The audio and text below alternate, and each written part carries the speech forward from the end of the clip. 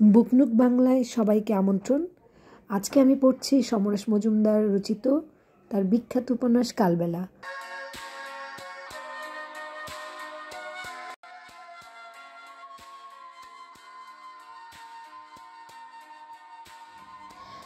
Ramananda Chatterjee street এখন ফাঁকা, কোথাও রেডিও বাজছে তার স্বরে।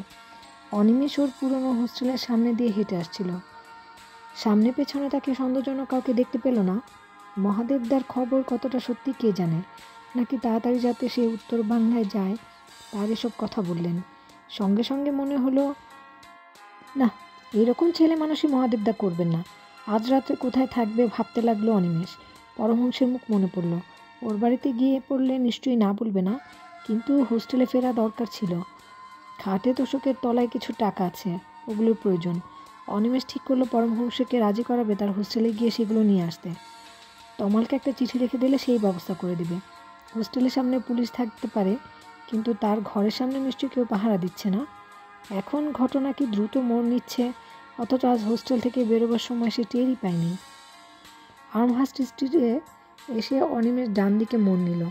বিবেকানন্দ রোড আর কর্নওয়ালিস স্ট্রিটে গিয়ে ট্রাম ধরে পরমহংসের বাড়িতে যাবে। রাত হয়েছে, নিশ্চয়ই এতক্ষণেও টিউশনি শেষ হয়েছে। অনিমেষ সাবধানে পথ হাঁটছিল। হঠাৎ তার অস্বস্তি শুরু হলো। মনে হলো কেউ ওর পেছন পেছন হাঁটছে। ঘাড় ঘুরিয়ে কোনো সন্দেহজনক কাউকে দেখতে পেল না সে। হাসলো অনিমেষ। মানসিক প্রতিক্রিয়া থেকে এসব গোলমেলে চিন্তা আসে। নিশ্চিন্ত হতে সে ফুটপাত পাল্টালো। একটা পানের দোকানের সামনে গিয়ে পয়সা দিয়ে সিগারেট কিনলো। কিনেই চট করে ঘুরে দাঁড়ালো।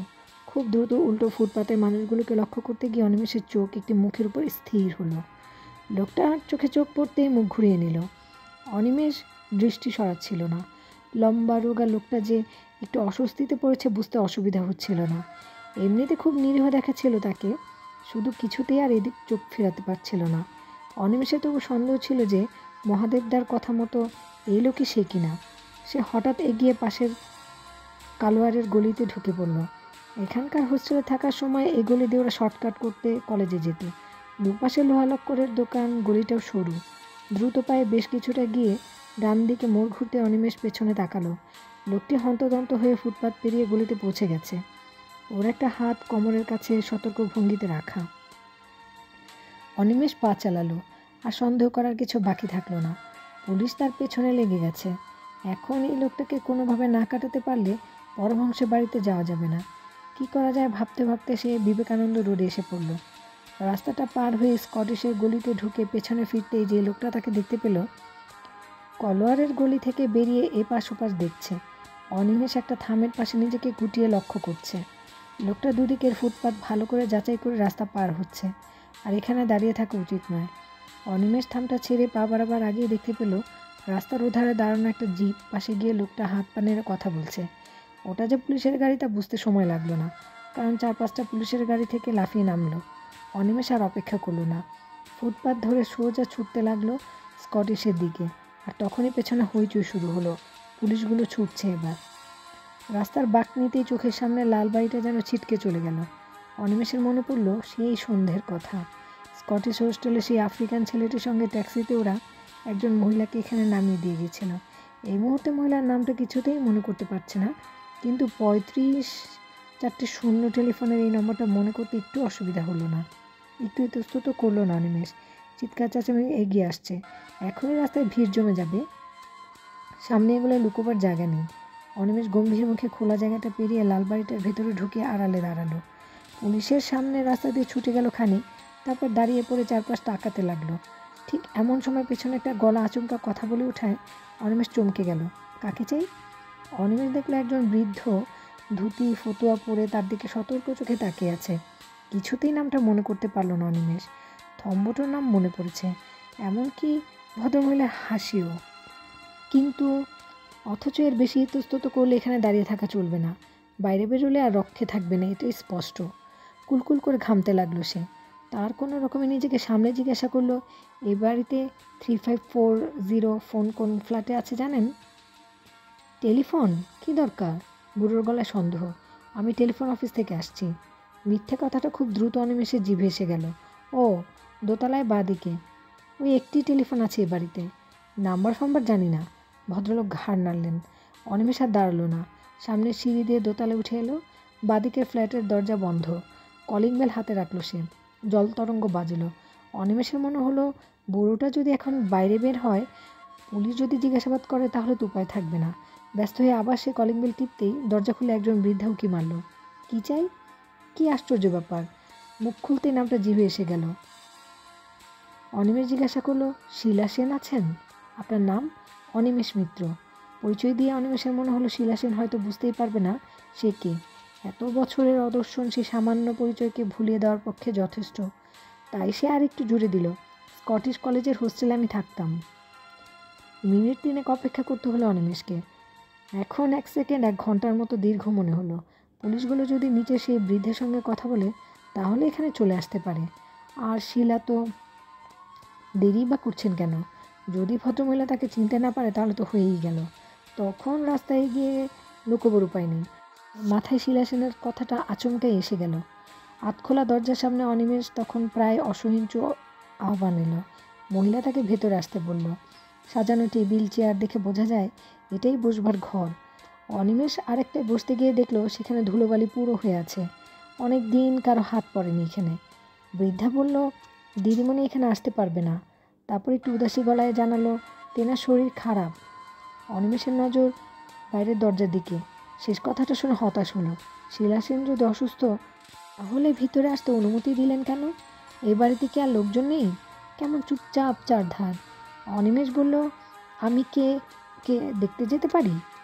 সে কথাই তো বলল, আমার সঙ্গে আসুন। মাঝখানে একটা অবিন্যস্ত ঘর, কিন্তু পুরোনো দিনে আসবাব। ঘরটা পেরিয়ে যাওয়ার মুহূর্তে অনিমেষের মনে হলো কেউ যেন কোনার ইজি চেয়ারে শুয়ে আছে। কিন্তু তার শরীর এত ক্ষীণ যে অস্তিত্ব বোঝার আগেই তৃতীয় ঘরে প্রবেশ করলো। এমন ঝকঝকে তকতকে ঘর অনিমেষ কখনো দেখেনি। এবারই চরিত্রের সঙ্গে এই ঘর একদম মানায় না। বৃদ্ধা একটা সোফা দেখিয়ে বসতে বলে অন্য ঘরে চলে গেল। ঘরে কেউ নেই। কোনার দিকে সুন্দর সাজানো বিছানা, বিছানার পাশে একটি স্ট্যান্ডে টেলিফোন। ঘরের সমস্ত দেওয়াল এবং ছাদ প্লাস্টিক রং করা।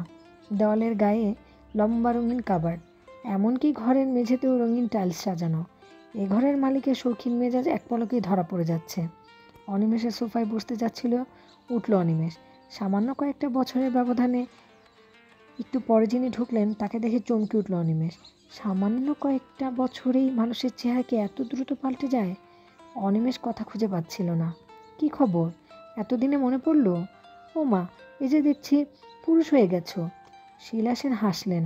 অনিমেষ খুব খোলা রাখছিল। এ কাকে দেখছে সে? হাউস কোটের আড়ালে যে বিশাল শরীরটা পায়ে পায়ে হেঁটে খাটের দিকে এগোচ্ছে, তার সঙ্গে থম্বটের বন্ধু শিলা সেনের কোনো মিল নেই।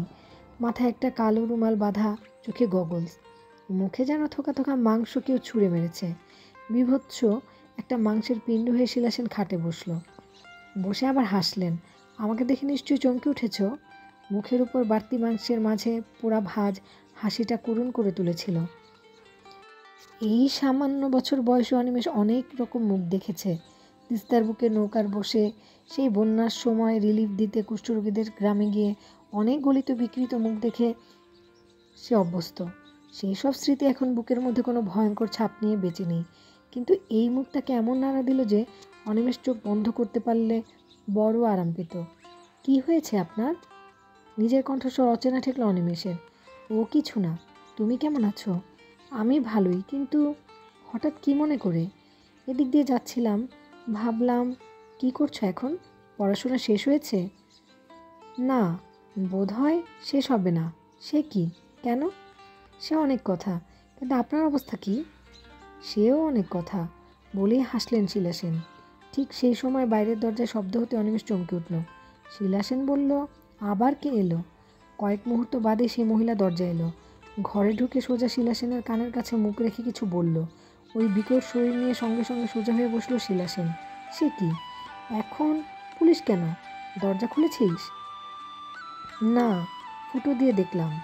বৃদ্ধার কথা শেষ না হতেই বাইরে শব্দ হলো। এক মুহূর্ত চিন্তা না করে আবার উঠে দাঁড়ালো শিলা সেন। অনিমেষ তখন মাথায় দাঁতে ঠোঁট কামড়ে ধরেছে। সেদিকে তাকিয়ে শিলা সেন বলল, আমাকে নিয়ে চলো, আমি কথা বলবো। তুমি আবার যাবে কেন? আহ, যা বলছি তাই করো। শিলা সেন ধমক দিল। মহিলা ওর হাত ধরে শিলা সেন পায়ে পায়ে হাঁটতে লাগলো। বাইরের ঘরের উদ্দেশ্যে, কিন্তু হাঁটতে ওর কষ্ট হচ্ছে তা বুঝতে অসুবিধা হলো না।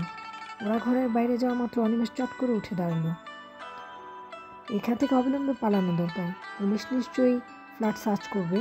সে সাজানো ঘরটার চারপাশে চোখ বোলালো। এই ফ্ল্যাট থেকে বাইর হবার দরজা আছে কিনা বোঝা যাচ্ছে না। বাথরুমের দরজা খুলে সে ভেতরে একটা ছোট্ট জানালা দেখতে পেল।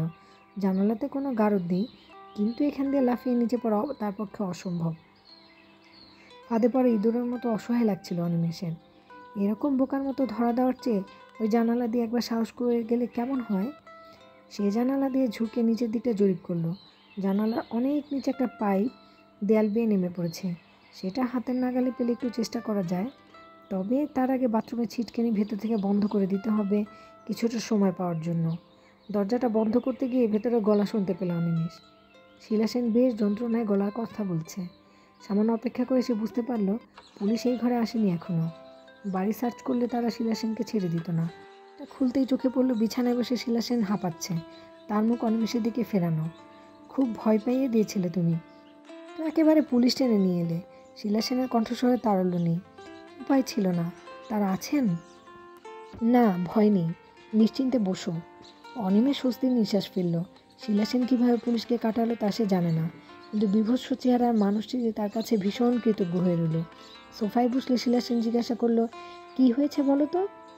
তোমার পেছনে পুলিশ কেন? সে অনেক কথা। অনিমেষ ঠিক করলো কী বলা উচিত।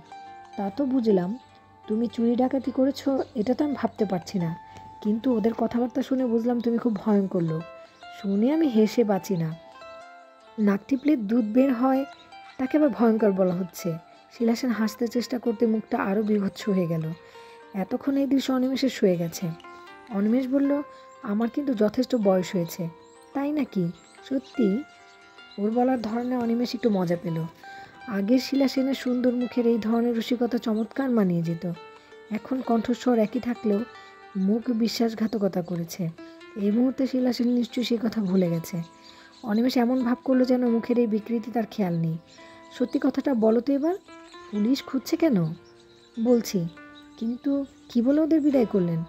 বললাম আমার বাড়িতে কেউ আসেনি, আমি অসুস্থ বিছানায় শুয়ে থাকি, খামোখা আমার কাছে কেউ আসতেই বা যাবে কেন? যে অফিসার এসেছিল তিনি বোধহয় এককালে আমার খবর রাখতেন, তাই তোমার সম্পর্কে অনেক সতর্ক করে দিয়ে বিদায় হলো। কি হয়েছে? শিলা সেনের শরীর থেকে শোক সরিয়ে নিল অনিমেষ। কীভাবে এই মহিলাকে ওসব কথা বলা যায়? বললেন, ইনি কিছু বুঝলে তার ভরসা হচ্ছে না, অথচ না বলে সব শোচনীয় হয়। সঙ্গে সঙ্গে মনে হলো একজন সাধারণ মানুষকে যদি তার উদ্দেশ্যের কথা না বোঝাতে পারে, তাহলে দেশের রাজনৈতিক সামাজিক অবস্থাটা মানতে পারছিল না। ভেতরে ভেতরে আমরা প্রস্তুতি হচ্ছে দেশ জুড়ে বিপ্লবের জন্য। বুঝতেই পারছেন, যারা এখন ক্ষমতায় আছে তারা আমাদের শত্রু ভাবছে। আমাদের থামিয়ে দেওয়ার জন্যই পুলিশ পেছন নিয়েছে। অনিমেষ কথাগুলো বলার সময় মহিলার মুখের দিকে সতর্ক করে নজর রাখছিল। মুখের বিকৃতির সঙ্গে সেখানে কি প্রতিক্রিয়া হলো বোঝা গেল না। কাগজে তাহলে তোমাদের কথাই লিখেছে? কি লিখেছে? আমি তো পড়ি না, আমাকে পড়ে শোনায়। কি যেন কথাটা? হ্যাঁ, উগ্রপন্থী। তোমরা তাই? উগ্রপন্থী? অনিমেষ হেসে ফেলল। না, কথাটা হওয়া উচিত সঠিকপন্থী। কিন্তু কিভাবে তোমরা দেশটাকে পাল্টাবে? এদের হাত থেকে অধিকার ছিনিয়ে নিব। কি যে হাসির কথা বলছো? কেন? এদের কত পুলিশ, মিলিটারি, কত বন্দুক কামান। তোমরা যতই দল গড়ো, এদের সঙ্গে কখনো পারা অসম্ভব। এদের বিরুদ্ধে লড়াই করা আর আত্মহত্যা করতে যাওয়া একই ব্যাপার। যে কোনো বিপ্লবের আগে একই কথাই মনে হয়, কিন্তু মানুষের মনের ভেতর যদি আগুন থাকে, তাহলে বাইরের কোনো শক্তি তাকে নিভিয়ে দিতে পারে না। জনসাধারণ পরিবর্তন চাইলে তা হতে বাধ্য। কিছুক্ষণ চুপচাপ বসে থাকলো শিলা সেন, তারপর নিচু গলায় বলল, তার মানে তোমার একটা ভালো কাজ করতে চাইছো? বেশ, করো। আপনি আমার খুব উপকার করলেন আজ। না জেনে করেছি, আমার কোনো কর্তৃত্ব নেই। ওমা, দেখো, তখন থেকে শুধু বকবক করছি, অথচ খাটের পাশে রাখা একটা বোতামে চাপ দিতেই ভেতরে কোথাও আওয়াজ উঠল। অনিমেষ দেখলো ওই মহিলার দরজায় এসে দাঁড়িয়েছে। হ্যাঁ রে, তোরও কি বুদ্ধির লোভ পেল? চা খাবার নিয়ে আয়। অনিমেষ বাধা দিল, না না, এখন কিছু খাবো না, অনেক রাত হয়ে গেছে, এবার চলি। যাবে? কোথায় যাবে? মানে, আজ রাত্রে তোমার এখান থেকে বের হওয়া উচিত নয়। পুলিশ যে সামনের রাস্তায় নেই তা কে বলতে পারে? কিন্তু কিন্তু আবার কি? এখন তার হোস্টেলে ফিরে যাওয়া চলবে না। কোথায় আছো এখন? এতদিন হোস্টেলেই ছিলাম, আজ রাত থেকে অনিশ্চিত। তোমার বাড়ির লোকজন জানে? জানি না। তোমার তো বাড়ি চা বাগান ছিল। কোশ্চিনকালেও নয়, আমার বাবা চা বাগানে কাজ করে। ওরা তো কেউ কলকাতায় নেই। না। তাহলে আর ওঠার জন্য ছটফট করছো কেন? কাউকে যদি খবর দেবার থাকে কিছু তাহলে টেলিফোনে দিয়ে দাও। খাটের উল্টো দিকে ইঙ্গিতটা দিয়ে দিলেন শিলা সেন। টেলিফোনটা এতক্ষণ নির্জীব ছিল, কিন্তু কাঠের বাক্সবন্দি থাকে অনিমেষের চোখে পড়েনি। এখন সেটা নজরে আসতে হুড়মুড় করে নানা চিন্তা মাথায় ঢুকে পড়ল। কাল যদি উত্তর বাংলায় চলে যেতেই হয়, তাহলে আজই মাধবীলতার সঙ্গে কথা বলা দরকার। কিন্তু এত রাতে ওর হোস্টেলে গিয়ে দেখা পাওয়া বোধহয় সম্ভাবনা নেই। হয়তো জরুরি বললে টেলিফোনে ডেকে দিতে পারে। অনিমেষ উঠে শিলা সেনের খাটটা ঘুরে টেলিফোনের পাশে দাঁড়ালো। পাশে রিং হচ্ছিল। অনিমেষ রিসিভারটা কানে ঠেকিয়ে শিলা সেনের দিকে আর চোখে তাকালো। একটা সাদা পাথর কেটে কুটে মানুষের আদলানো হয়েছে মাত্র, এখনও মুখ নাক চোখ স্পষ্ট হয়নি। এরকম একটা ছবি মনে পড়ল। এতক্ষণে সে স্থির নিশ্চিন্ত মহিলা চোখে দেখতে পান না, পেলেও হয়তো সামান্য। হ্যালো। ওপাশে গলা শুনতে পেল, মনে হয় সুপারের গলা। কিশোর চিন্তিত, কিছুটা বিরক্ত। হ্যালো। নিজেকে জানান দিয়ে নম্বরটা মিলিয়ে নিল অনিমেষ। কে বলছেন? আমি অনিমেষ মিত্র। আপনার একজন বোর্ডার মাধবীলতার সঙ্গে কথা বলতে চাইছি। অনিমেষ নামটা বলবার সময় শিলা সেনের দিকে তাকালো। না, সেখানে কোনো রকম কৌতূহলের প্রকাশ নেই। মাফ করবেন, এত রাতে কাউকে ডেকে দেওয়া সম্ভব নয়। আপনি কাল সকাল 7টার পর ফোন করবেন, আচ্ছা? ভদ্রমহিলার কাটকাট গলা শেষের দিকে নিচে নেমে এলো। উনি বোধহয় রিসিভার নামিয়ে রাখছেন ভেবে অনিমেষ তড়িঘড়ি করে অনুনয় করলো, শুনুন প্লিজ, আমি এত রাতে টেলিফোন করা উচিত হয়নি, কিন্তু নিতান্ত বাধ্য হয়ে আমাকে করতে হচ্ছে। বিষয়টা অত্যন্ত জরুরি। এখন না জানালে খুব ক্ষতি হয়ে যাবে। কয়েক পলক নীরবতা।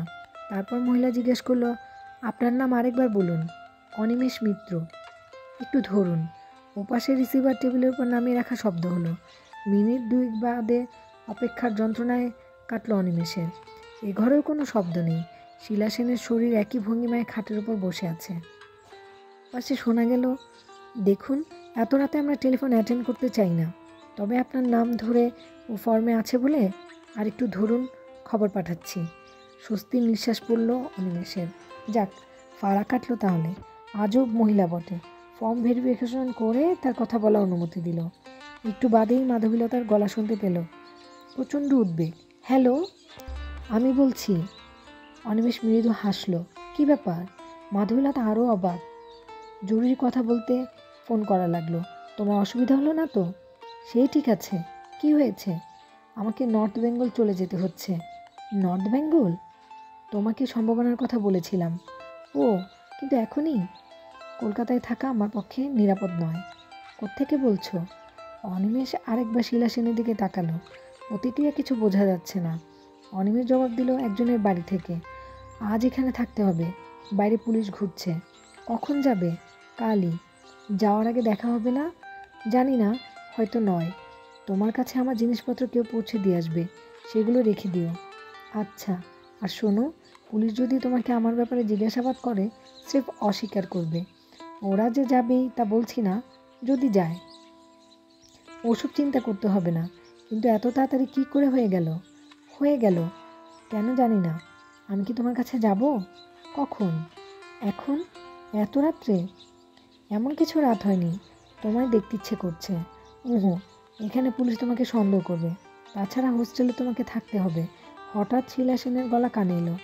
ওকে কাল ভোরে আসতে বলো, তাহলে তোমার পক্ষে এখান থেকে বেরোনো সহজ হবে। অনিমেষ চমকে উঠে ওর দিকে তাকালো। উনি যে এতক্ষণ কথা শুনছিল বোঝা যায়নি। কার সঙ্গে এতক্ষণ কথা হচ্ছে সেটা অনিমেষ তাকে জানালো না, তা সত্ত্বেও কী করে অনুমান করলো? ওপাশে মাধবীলতা চুপ করেছিল। অনিমেষ বলল, অবশ্য তুমি যদি ঝুঁকি নিতে পারো, তাহলে কাল যত তাড়াতাড়ি পারো ভোরে চলে এসো। সঙ্গে সঙ্গে রাজি হয়ে গেল মাধবীলতা। অনিমেষ তাকে শিলা সেনের বাড়ির ঠিকানা এমন করে বুঝিয়ে দিল যে পথে কাউকে জিজ্ঞাসা করতে না হয়। টেলিফোন ছেড়ে সামান্য আসতেই শিলা সেন বলল, এখানে উঠে বসো আরাম করে। হাত দিয়ে খাটের একটা ধার দেখালো। সেই সময় পেছনে পায়ের শব্দ হলো। অনিমেষ তাকিয়ে দেখলো একটা ট্রেতে অমলেট আর চা নিয়ে এসেছে ওই মহিলা। ছোট্ট একটা টেবিলের উপর রেখে শিলা সেন বলল, খাবার এনেছিস? কি দিলি? ও অমলেট? শুধু অমলেট? একটু মিষ্টি আনতে পারলে না? আপনি এত ব্যস্ত হচ্ছেন কেন? ওগুলো খেয়ে নাও। খিদে পেয়েছিল খুব। অনিমেষ ইতস্ত করল না। খাওয়া হয়ে গেলে শিলা সেন হাসল। মেয়েটি কে? আমার সহপাঠিনী। হুম, তাহলে আরও বেশি, অনেক বেশি। তা না হলে এই রাত্রে তাকে সে আসতে চাইতো না। অনিমেষ কথা বলল না। অবাক হয়ে মহিলার বীভৎস মুখের দিকে তাকিয়ে থাকলো। এমন করে দেখতে বোধহয় একমাত্র মেয়েরাই পারে। শিলা সেন আবার বলল, তোমার এসব কথা পরিষ্কার সে জানে? নিশ্চয়ই। তবু সে ভালোবেসেছে? না। দীর্ঘশ্বাস টের পেল অনিমেষ। শিলা সেনের মুখ থেকে সামান্য ঝুলে পড়েছে। কিছুক্ষণ কেউ কথা বলল না। শেষ পর্যন্ত অনিমেষ আর পারল না। খুব নরম গলায় জিজ্ঞেস করলো, আপনার অবস্থা এরকম কি করে হলো? দ্রুত মাথা তুলল শিলা সেন। কীরকম অবস্থা? খুব খারাপ লাগছে দেখতে, তাই না? শুনেছি আমাকে একবার দেখলে অনেকে রাতে ঘুমোতে পারে না। তোমারও সেরকম হতে পারে। আপনি আমার কথা এড়িয়ে যাচ্ছেন। হঠাৎ খুব ক্লান্ত দেখালো শিলা সেনকে। ধীরে ধীরে বালিশে মাথা রেখে শুয়ে পড়ল। তারপর কেমন অসাড় গলায় বলল, পাশের ঘরে যে লোকটা রয়েছে তাকে দেখেছ? অনিমেষ স্মরণ করতে লাগলো। অত্যন্ত রোগা একটি মানুষ এক পলকের জন্য দেখেছিল। মুখ মনে নেই, লক্ষ্য করেনি। হ্যাঁ, একজন ছিলেন। কে উনি? আমার স্বামী, পতি দেবতা। ও আচ্ছা, আমার শৈলে এই কারুকার্য ওরই কীর্তি। সে কি? আঁতকে উঠল অনিমেষ। অবাক হচ্ছ কেন? উনি স্বচ্ছন্দে এক বোতল অ্যাসিড আমার উপর ঢেলে দিয়েছিল। একটুও হাত কাঁপেনি। এখনও স্বচ্ছন্দে ওই ঘরে বসে দিন কাটান। কিন্তু কেন? পুরুষ মানুষ তাই। এ কি বলছেন? কিছু মনে করো না। তোমরা চাও মেয়েরা তোমাদের জন্য প্রাণ ঢেলে সব কিছু করবে, কিন্তু তাদের যদি সামান্য বিচ্যুতি ঘটে তোমরা সহ্য করতে পারো না। তাই বলে সবাইকে এরকম ভাবা ঠিক নয়। আমি তো দেখলাম না, যারা আমাকে পয়সা দিত জানতো শুধু পয়সার সম্পর্ক, তারাও দেখতাম অধিকারে থাবা বসাতো। ঘেন্না ধরে গেছে। তাহলে আমাকে আশ্রয় দিলেন কেন? চমকে উঠল শিলা সেন। তুমি কি বলছো? আমিও তো পুরুষ মানুষ। হয়তো, কিন্তু আমার কাছে তুমি ছোট ভাই। যেদিন তোমাকে প্রথম ট্যাক্সিতে দেখেছি সেদিনই মনটা কেমন করে উঠেছিল। তোমাকে আমি পুরুষ মানুষ বলে ভাববো কী করে? যে ভাববে তাকে ফোন করে দেখছো না তোমার দুরবস্থা? আপনি যার কথা বলছেন সে আমাকে ভালোবাসে, তাই তো মরে। মেয়েদের কাছে ভালোবাসার চেয়ে বড় মরণ আর কিছু নেই। সব চলে যাচ্ছে জেনেও অন্ধ হয়ে থাকতে হয়। কথাগুলো অনিমেষের ভালো লাগছিল না। এসব শরৎচন্দ্রীয় কথাবার্তা এ যুগে অচল হয়ে গেছে। এখন মেয়েরা অনেক স্বাবলম্বী, কিন্তু এ নিয়ে শিলা সেনের সঙ্গে তর্ক করা বৃথা। সে প্রসঙ্গে ফিরে এলো। ওর আক্রোশের কারণ কি? জলে নামও ক্ষতি নেই, খবরদার চুল ভিজিও না। আচ্ছা, আমাকে যখন প্রথম দেখলে তোমার খারাপ লাগেনি তখন? ঠিক খারাপ নয়। লজ্জা করছো কেন? সত্যি কথা বলো। একটা বাঙালি মেয়ে অচেনা নিগ্রো ছেলের সঙ্গে এক ট্যাক্সিতে ফিরছে, আমাদের সমাজে তা অসম্ভব। হ্যাঁ, অভাবে পড়ে আমি ঘরের বাইরে গিয়েছিলাম। ওরই বন্ধু ট্রাভেল এজেন্সিতে চাকরি দিয়ে গিয়েছিল। নিজে কোনো দিন চাকরি বাকরি করেনি, ব্যবসা ছিল। সেটা ডুবে গেলে আমাকে পাঠালেন বন্ধুর সঙ্গে। চেহারা ছাড়া আমার কোনো গুণ ছিল না। তা লোকে ছাড়বেই কেন? এই চেহারাটা ভাঙিয়ে ভাঙিয়ে পয়সা কামাচ্ছিলাম। একটু ছোঁয়া, একটু হাসিতেই কাজ হতো প্রথম, কিন্তু সব কিছুর তো সীমা আছে। লোক বড় খারাপ জিনিস। একবার মাথা তুললে আকাশ ছোঁয়া হয়। আমার এই পাশ কাটানো লোকটা শুনবে কেন? শরীর দিতে হলো। উনি সব জেনে শুনে ন্যাকা সেজে বসেছিল। টাকায় ভেসে যেতে লাগলো। কোনো দিন জিজ্ঞাসা করেনি, নিষেধও করেনি। কিন্তু এসব করতে করতে আমি ডুবলাম। প্রেমে পড়ে গেলাম একজনের। সে সব জেনে শুনে আমায় নিল। প্রায় পাগল হয়ে যাওয়ার অবস্থা আমার তখন। আর একবার যখন প্রেমে পড়েছি তখন আর অন্য পাক ঘাটতে ইচ্ছে করে? হাসলেন শিলা সেন। তোমার জাত ভাই এতদিন কিন্তু কিচ্ছু বলেনি। যেই দেখলেন আমার মন অন্যরকম হয়ে গেছে তখনই শাসন শুরু করলো। কিন্তু তখন আমি নিষেধ শুনবো কেন? পরিণতি তো চোখের উপর দেখছো। তো খুন করার চেষ্টা, তাই তো? পুলিশ কিছু বলেনি? বলতে চেয়েছিল, আমি দেইনি। কেন? আমার জীবনে এত নোংরা ছড়ানো যে পুলিশ আমাকে খারাপ বলে প্রচার করতেই পারত। জ্ঞান হলে, এই চেহারা ফিরলে, যখন কেস উঠল তখন মাথাটা ঠান্ডা রাখতে পেরেছিলাম। কোর্টে গেলে সত্যি কথাটা বলে লোকটাকে জেলে পাঠাতে পারতাম। কিন্তু আমার কি হতো? এই অবস্থায় যখন সারা জীবন বেঁচে থাকতে হবে, তখন আশ্রয় চাই। নিজের হাতে কেউ নিজে সর্বনাশ করে? কিন্তু এত বড় অন্যায় করে উনি শাস্তি পাবে না? কে বলল পাবে না? কেঁচোর মতো কুঁকড়ে আছে সারাক্ষণ। হাসপাতালে আমার পা ধরে প্রাণ ভিক্ষে চেয়েছে। এ বাড়ি থেকে বেরোনো নিষেধ। মজা কি জানো? আমার শরীরে পোড়া ঘা যত শুকিয়ে এলো, তত ওর শরীর ভয়ে ভাবনায় শুকিয়ে যেতে লাগলো। এখনও ইজি চেয়ার আর বাথরুম, এতটুকুই হাঁটতে প্রাণ বেরিয়ে যায়। আপনার দৃষ্টিশক্তি? একটা নেই, অন্যটা এত কম যে দেখতে ইচ্ছে করে না। চোখ বুজেই থাকি। অপারেশনের কথা ভাবছেন না? শিশির জানে সেসব। আমাকে নাকি অনেকবার অপারেশনের টেবিলে গিয়ে শুতে হবে। প্লাস্টিক সার্জারি না কি যেন বলে, তারপর চোখ। শিশির কে? হাসলেন শিলা সেন। তুমি এখনও ছেলে মানুষ। রূপ চলে যাওয়া সে একরকম, কিন্তু এরকম বিভৎস চেহারার মেয়ের কাছে যে পুরুষ আসে, চিন্তা করো। সে আমার কে হতে পারে? শিশিরের জন্যই তো উনি অ্যাসিড ঢেলেছিলেন। আমি অনেক আপত্তি করেছি, কিন্তু কিছুতেই শুনছে না শিশির। আবার আমাকে কেটে সুন্দর করতে চায়। কি জ্বালা বলো। কথা বলার ভঙ্গিতে এমন আদুরেপনা ছিল যে অনিমেষ হেসে ফেলল শব্দ করে। শিলা সেন বলল, কি হলো? একটু আগে মেয়েদের কথা বলছিলেন, ভালোবাসার চেয়ে মরণ তাদের কিছুতেই যায় আসে না। কিন্তু এখন দেখছি কোনো কোনো ছেলেরও মাংসপিণ্ড বিকৃত হয়ে সার মুখে ছড়ানো। তবুও শিলা সেন লজ্জা পেল। এটা অনিমেষের চোখ এড়ালো না। নিচু গলায় বললেন, তাই তো মরণ এত সুখ। অনিমেষ। দক্ষিণেশ্বর স্টেশন থেকে ট্রেন ধরেছিল অনিমেষ। মিনিট দুয়েক দাঁড়িয়েছিল গাড়ি। বেশিরভাগ কামরায় জানালা দরজা বন্ধ। এ লাইনে যারা যাওয়া আসা করে তারা এই স্টেশন সম্পর্কে আতঙ্কগ্রস্ত। ছিনতাইকারীরা নাকি লাইন দিয়ে প্ল্যাটফর্মের গায়ে দাঁড়িয়ে থাকে। ট্রেন ছাড়লেই তড়িঘড়ি করে চলে যায়। একটু ছুটোছুটি করার পর সামনে যে দরজা পেয়েছিল তাতে উঠে পড়েছিল সে। চলন্ত ট্রেনের দরজায় দাঁড়িয়ে ঘাড় ঘুরোতে ঘুরতে মাধবীলতা অনেক দূরে মিলিয়ে গেল। বালি ব্রিজের উপর ট্রেনটা আসা মাত্রই গুম গুম শব্দ হলো। ততক্ষণে ধাতস্থ হয়েছে অনিমেষ। ভারী ব্যাগটা নিয়ে ঘুরে দাঁড়াতে পারলে খুব খারাপ হয়ে গেছে। এটা তৃতীয় শ্রেণীর কামরা নয়। মিলিটারিদের জন্য সংরক্ষিত যে কয়েকটা বগি ট্রেনে থাকে, এটি তার একটি। কামরাটা ফাঁকা। মাত্র জনাপাচক পুরো দস্তুর ইউনিফর্ম পরা মিলিটারি শুয়ে বসে আছে। মিলিটারিদের কামরায় সাধারণ মানুষ ওঠে না, ভয়ে ওঠে না। বেআইনে তো বটেই, তাছাড়া অন্য একটা ভয়ও কাজ করে। কিন্তু এখন ট্রেন পূর্ণ গতিতে চলছে। সেই বর্ধমানের আগে কোনো বিরতি নেই। সারা রাত গা ঢাকা দিয়ে কাটিয়ে শেষ পর্যন্ত নিজে গিয়ে ধরা পড়তে হলো। অনিমেষের পেটের ভিতর চিনচিন ব্যথাটা শুরু হলো। পাঁচজনই তার দিকে তাকিয়ে, সতর্কতা মেশানো কৌতূহল চোখগুলোতে। অনিমেষ হাত জোর করে নমস্কার জানালো। মাফ করবেন, আমি বুঝতে পারিনি এটা জেনারেল কম্পার্টমেন্ট নয়। ওদের মধ্যে যারা কাঁধে ফিরে তারা বলে উঠল, हिंदी में बोलिए। मैं हिंदी अच्छा नहीं बोलने सकता। कोई फिक्र नहीं, ट्राई करो। ये मिलिट्री कंपार्टमेंट हम नहीं जानता था। आप लोग मुझे माफ़ कर दीजिए। नेक्स्ट स्टेशन में उतर जाऊंगा। Look before you leave. देखना चाहिए था। I am sorry. कहाँ जाना है?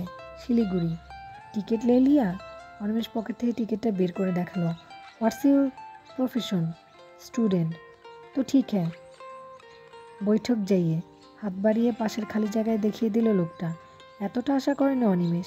বিরাট মোচলা লোকটা মনে মনে ধন্যবাদ দিয়ে ব্যাগটা রেখে সন্তর্পণে বসল সে।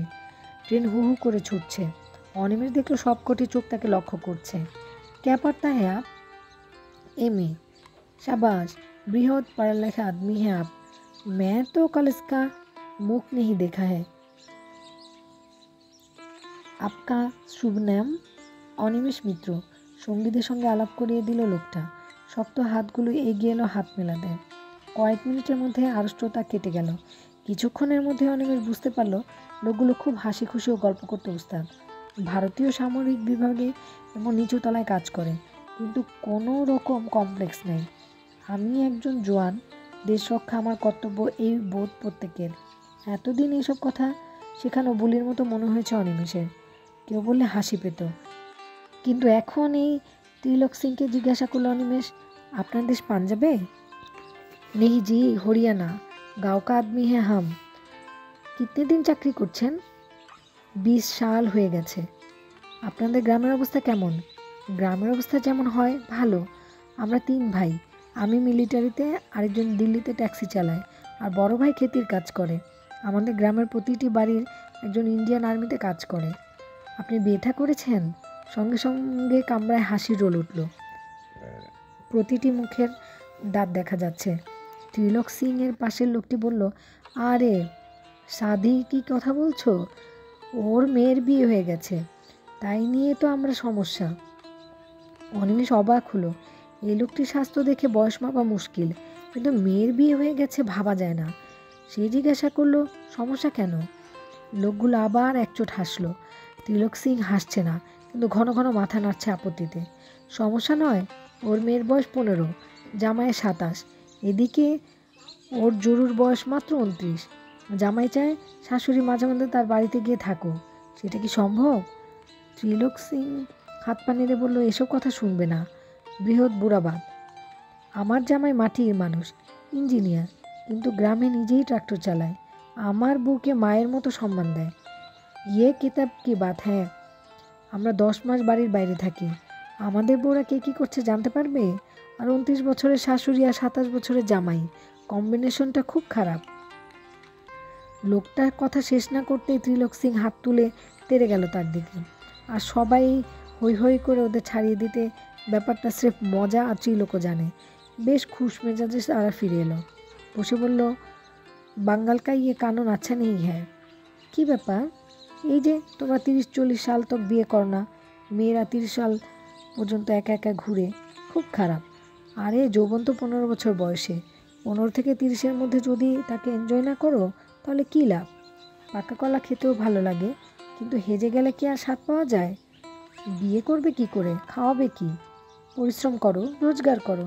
এদেশে পরিশ্রম করলেই ভালো রোজগার করা যায় না কেন? আমরা পারি, তোমরা পারবে না কেন? এই দেখো, আমার বড় ভাই চাষবাস দেখে, তা থেকে যে ফসল আসে তাতে সারা বছর খাওয়া হয়ে যায়। আমার টাকা ভাইয়ের টাকায় অন্য সব খরচ মিটে যায়। আর কি দরকার? ভালোভাবে দিন কাটাতে পারলেই হলো।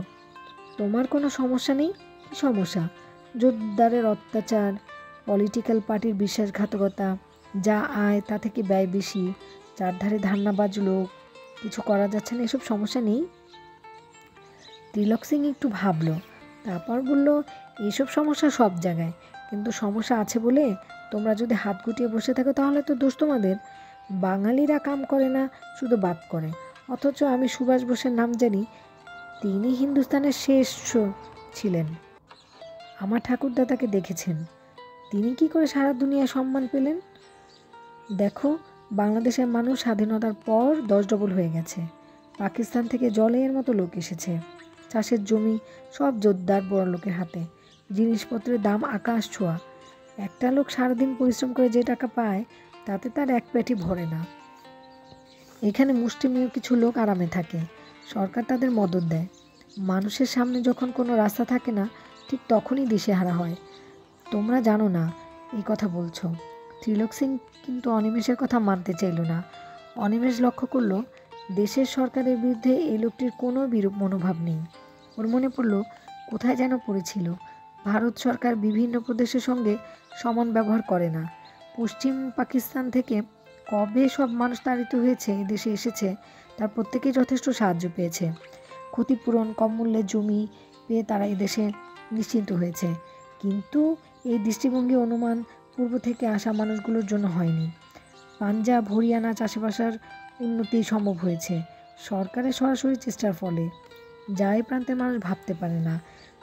সামরিক বিভাগে শিখ রেজিমেন্টের আছে, কিন্তু বেঙ্গলি রেজিমেন্ট রাখা হয়নি। তাই ত্রিলোক সিং এদেশের সমস্যা বুঝতে পারবে না। অথচ আশ্চর্য, আমরা এই দেশের অধিবাসী। বিপ্লবের কথা চিন্তা করলে এদের নিশ্চয়ই বাদ দিয়ে ভাবা যাবে না। হঠাৎ অনিমেষের মনে হলো ত্রিলোক সিং তার সঙ্গীরা রাজনীতির ব্যাপারটা এড়িয়ে কথা বলছে। এ ব্যাপারে তাদের সতর্ক মনোভাব আছে। ভারতীয় সামরিক বিভাগের চাকরির প্রধান শর্ত হলো কোনো রকম রাজনৈতিক ক্রিয়াকলাপের সঙ্গে যুক্ত থাকা চলবে না। রাজনৈতিক বিষয়ে মতামত ব্যক্ত করা অপরাধ। অতএব এ বিষয়ে সযত্ন পরিহার করবেই। এবং অনিমেষ যদি এসব বেশি বলতে থাকে তাহলে হয়তো তাদের অভদ্র ব্যবহার করতে বাধবে না।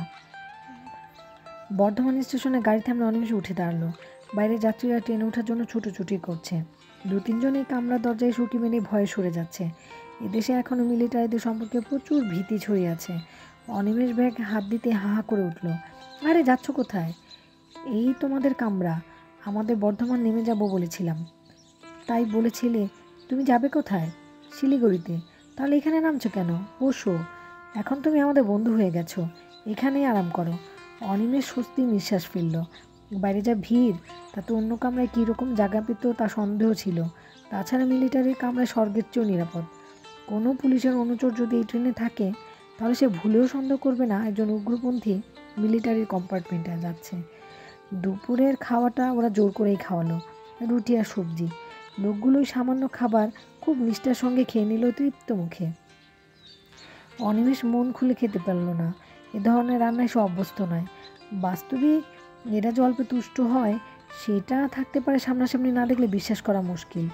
আমাদের বাঙালি বাড়িতে এ খাবার পরিবেশিত হলে বাড়ির সবাই বিদ্রোহ করত, অথচ এরা আউজি খানা খালো বলে এমন ভাব করছিল যে বিয়েবাড়ির ভোজ খেতে ডাকছে।